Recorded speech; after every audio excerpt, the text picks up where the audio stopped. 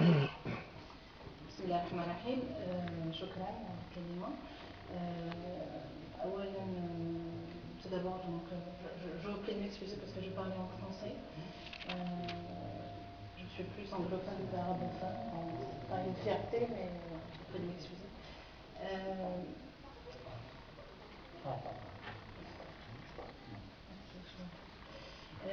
Tout d'abord, je tiens vivement à remercier au nom de Madame la Ministre qui a tenu vivement justement à notre participation et sa détermination d'accompagner justement ce projet en mobilisant deux conseillers de son cabinet avec bien sûr une personne du ministère qui travaille sur le dossier dans l'objectif justement de vous donner plus de précision et plus d'assurance par rapport à ce projet-là. Donc je tiens à remercier le président justement de l'Agrotech qui a tenu à organiser cet atelier. Je remercie le représentant de la wilaya, le représentant du conseil régional de Soussana Dara, les représentants du ministère de l'Agriculture avec qui on travaille énormément sur pas mal de projets. Je remercie également la Fédération interprofessionnelle des fruits et légumes, également l'Association des producteurs et exportateurs d'agrumes, l'Institut agronomique et vétérinaire Hassan II, l'Université Nozov et également tous les chercheurs et également toutes les personnes qui participent justement à cet atelier. Donc moi je démarre justement mon mot, j'espère que je ne vais pas dépasser 5 minutes, mais je vais essayer quand même de dresser justement un cadre pour justement orienter l'auditoire. Le ministère, il travaille sur beaucoup de projets, donc l'État veut changer de vision, il est en train de changer de vision, donc on est en train de faire un grand virage justement pour ne pas rester sur les stratégies classiques. Qui tenait justement que le déchet c'est un déchet, donc il faut se débarrasser ça devient plutôt problématique que ressource. Donc on est en train de changer de paradigme en fait, et vous avez parlé de la stratégie nationale de développement durable, on est en plein dedans. On est en train d'asseoir en fait des stratégies ambitieuses, intéressantes, en matière que le déchet ce n'est plus un déchet, c'est une ressource. Tout simplement. C'est-à-dire que ce déchet, comme l'a dit Monsieur le Président, ce déchet, en fait, ça peut créer de l'emploi, ça peut être une valeur ajoutée, ça peut sauver une problématique sociale. Par exemple, on a le problème des chiffonniers. Tout le monde connaît les problèmes que rencontrent ces gens dans les quartiers et tout ça qu'on voit dans les quartiers en train de fumer dans les conteneurs, et ces gens ils sont rejetés par la société parce qu'ils ne sont pas très fiers de ce qu'ils font, alors qu'ils rendent un grand service à l'environnement parce que c'est des recycleurs, il faut juste les orienter et les accompagner. Donc le ministère il a pris en fait la dimension environnementale dans toute sa globalité, c'est-à-dire pas uniquement l'environnement mais l'humain, parce que l'environnement comprend l'être humain en premier degré. Donc ce projet, déjà pour arriver à ce projet, pour parler de ce projet, c'est que le ministère il est en train tout le monde connaît la problématique de la gestion des déchets, donc on a la production avec la croissance démographique qui augmente tous les jours, et voilà, ce qui induit à une augmentation justement de production des déchets, et le problème se pose à chaque fois parce que ces déchets, il faut leur trouver une solution. Voilà, le système qu'on avait, c'est que ces déchets partent directement dans les décharges, donc on creuse un trou et on met ces déchets dedans. Ce n'est pas la bonne méthode, puisque maintenant on a compris que cette méthode a beaucoup d'impact sur l'environnement et sur la santé, et qu'il faut trouver une autre solution. Donc, surtout que le Maroc maintenant il se veut ambitieux, il se veut un pays en fait qui s'aligne avec les normes européennes, donc c'est l'ambition justement que nous avons. Donc il a intérêt vraiment d'accélérer un petit peu le rythme et de changer de vision. Donc c'est ce qu'on a commencé à développer. Donc déjà tout le monde connaît le programme national de la gestion des déchets ménagers.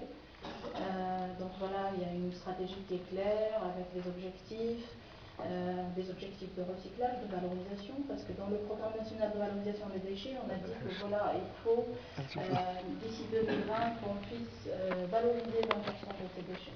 Sauf que maintenant, on est devenu encore plus ambitieux et on a dit ce serait bien de demander un petit peu de pourcentage, puisqu'on est en train de développer les filières et on s'est rendu compte qu'on peut largement le dépasser. Bon, bien sûr, le dépasser sur les stratégies, oui, mais concrètement, il faut que tout le monde s'implique et s'y mette.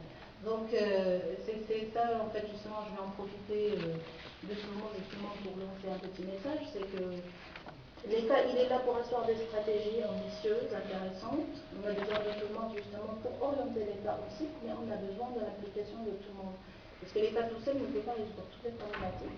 Les déchets, ça reste encore une problématique au Maroc, parce qu'on a encore les gens, comme j'ai dit au début, en fait, dans mon préambule, les déchets sont toujours considérés comme une problématique. Il faut que tout le monde les ramasse.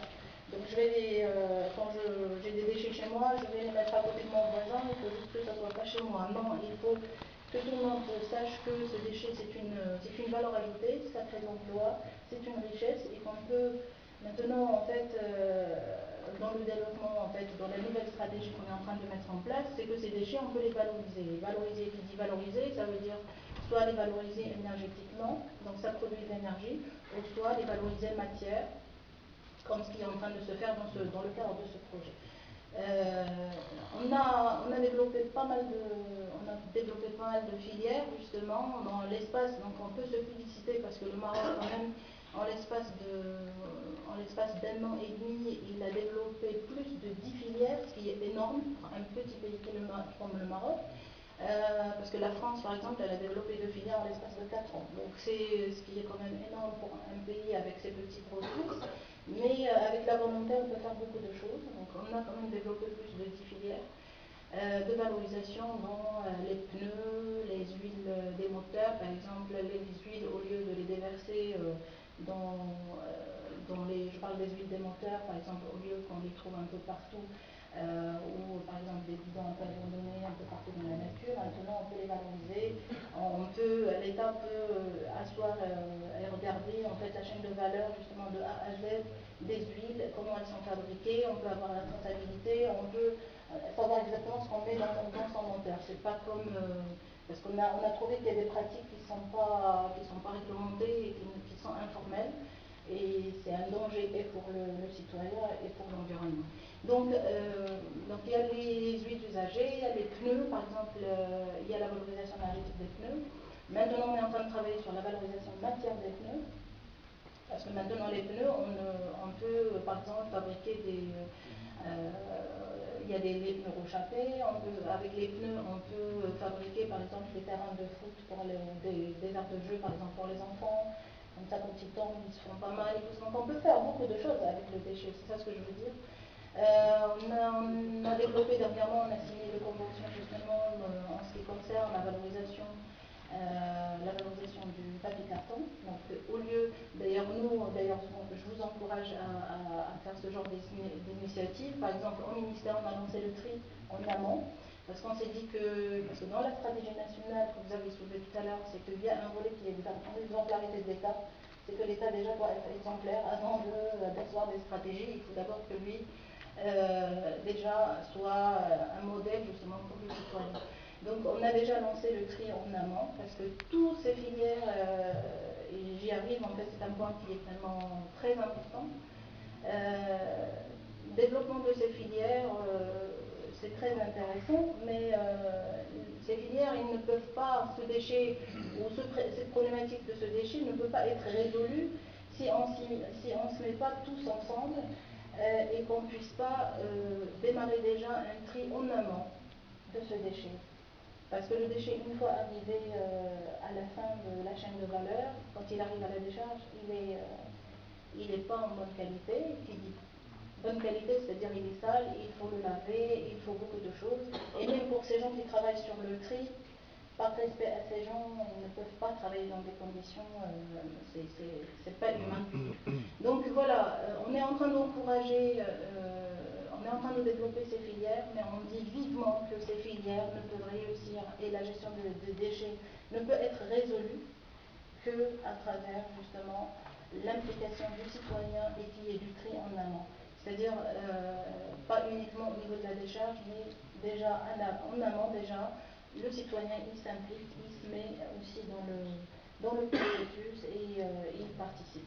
Donc voilà, c'est ça, c'était le point que je voulais. Bon, il y a beaucoup de choses à dire, il y a la présentation qu'il va y avoir, comme ça vous allez savoir exactement ce qu'on est en train de développer. Un peu plus en détail les filières qui sont développées ou qui sont en cours ou celles qui sont prévues pour l'année prochaine. Donc vraiment c'est très intéressant. Je reviens juste au projet. C'est un projet que on a choisi justement cette région parce qu'elle est placée.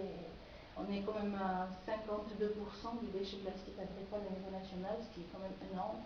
Donc on veut que cette région en fait soit vraiment un vrai projet pilote et qu'on puisse dupliquer ce genre de pratique au niveau du Royaume et qu'il y ait plusieurs initiatives de ce genre au niveau de tout le Maroc, Inch'Allah.